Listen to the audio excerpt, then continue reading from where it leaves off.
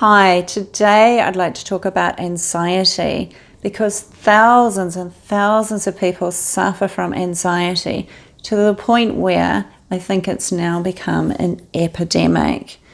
And many of those people have tried so many things to resolve their anxiety, and they've tried medication but still feel anxious in their body and even have panic attacks.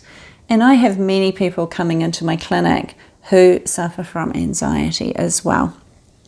So I'd like to share what I know about this disorder from a hypnotherapy perspective.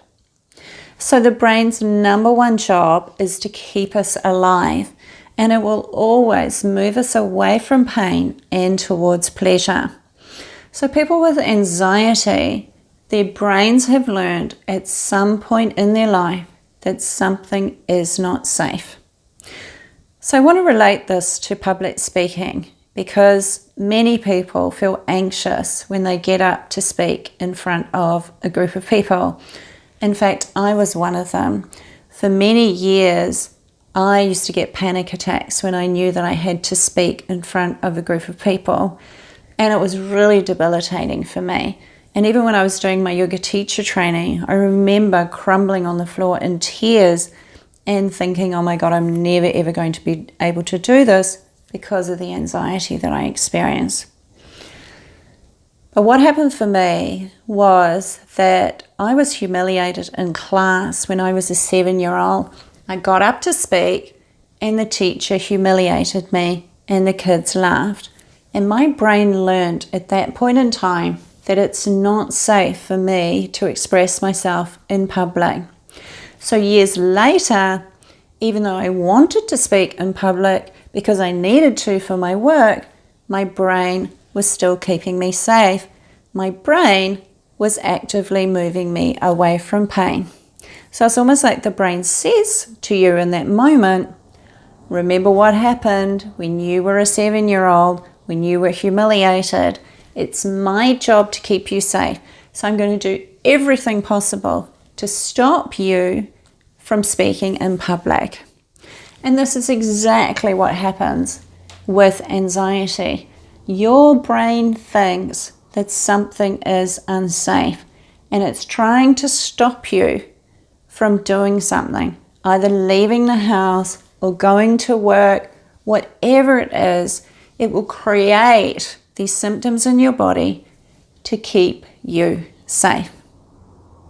I work with a technique in my work called role function purpose, and through the power of hypnosis and regression, I ask the subconscious mind to take a person back to the root cause and the reason why they suffer from anxiety. Then we gather information about where the anxiety came from, and I also ask the anxiety itself what its role function and purpose is in a person's life.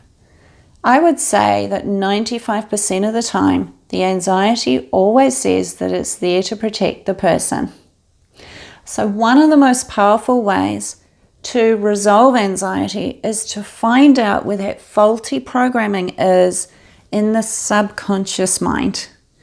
You see, we have the conscious mind, which is the analytical mind, but we have the deeper layer of the mind, which is the subconscious mind.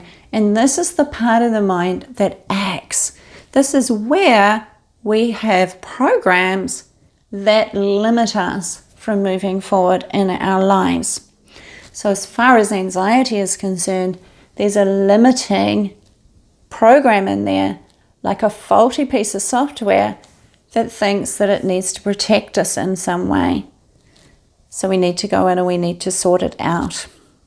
Another thing that's really important to understand about anxiety is that once you go in and you find the root cause of it and you deal with it at a deep subconscious level, you then use the power of your mind to change the state of your body.